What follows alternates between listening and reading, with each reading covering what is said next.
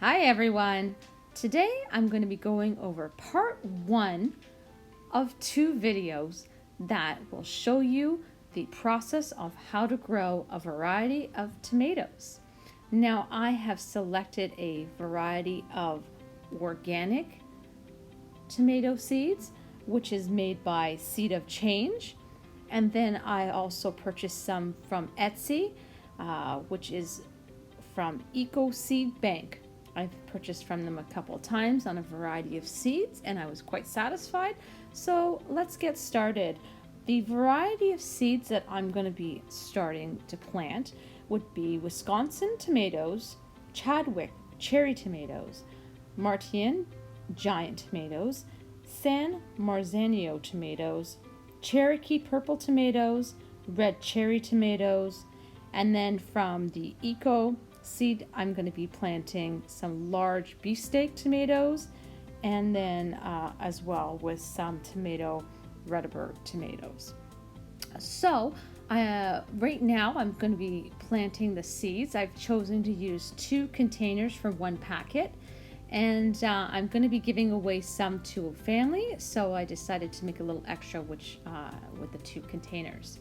Now I've chosen some nice soft seeding soil that these seeds can nicely start seeding, and then I'm just going to date them so that I know how many days it's going to take to start seeding. Now the packaging roughly says about 11 to 18 days that it will take for them to start seeding. So once they are completed with that seeding, I'm going to make sure they're nice and strong and add a bit of fertilizer to them, which I will show you, so that we can get them strong enough so when I need to transplant them, they're going to be ready. So I'm going to continue seeding the rest of these tomato seeds. In each package, you can see it comes with about a tablespoon of seeds.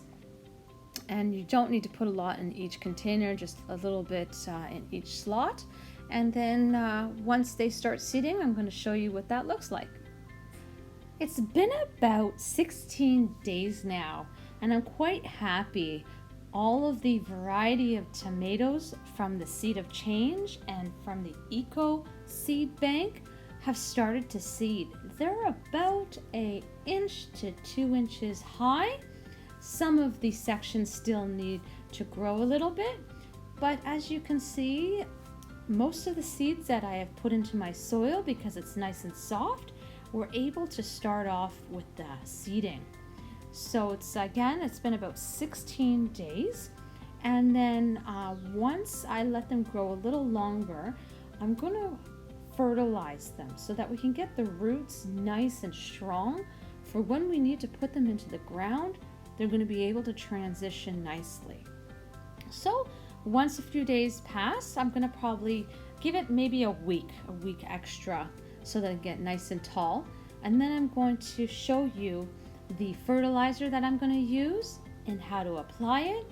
And then that would be part of part 1 of 2 videos, because in my second part of my video, it's going to be showcasing how I'm going to transplant them into the ground, the ingredients that I'm going to use to do that to help them transition nicely, and what I recommend that I've used in previous years, the process, and then what the results are.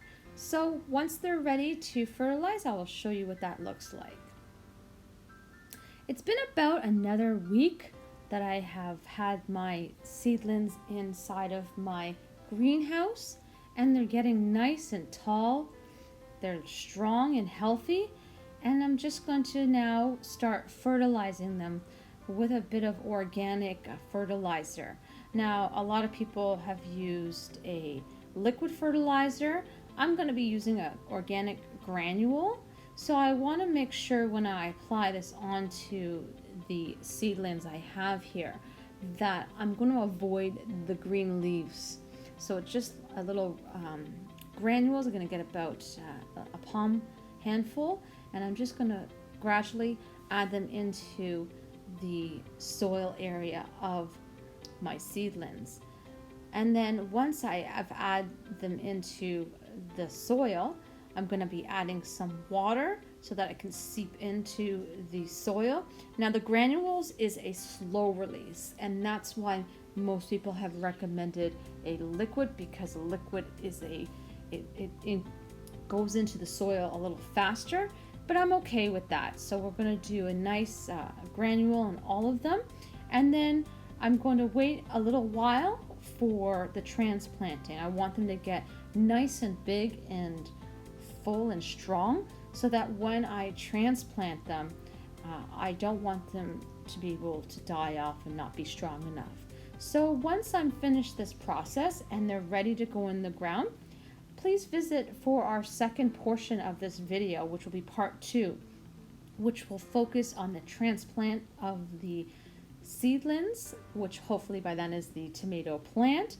And then I will show you what the full growth of the tomatoes and what results we're going to get from the seedlings and from the tomato plants themselves, and then how we're going to harvest them.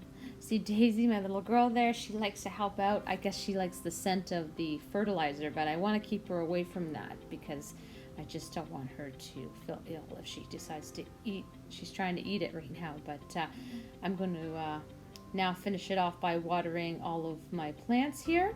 And then we're just going to let them get some natural sun, and on rainy days I'm going to leave it out in the rain to get some nice natural water. And then once we're ready to transplant them, I will show you step by step what that's going to look like. If you like this video and you want to see more like this, please subscribe to our channel. Hit that share, like, and that bell notification. And remember, there's going to be a part 2 to this video to show you the transplant and the growth and the harvesting of these tomatoes.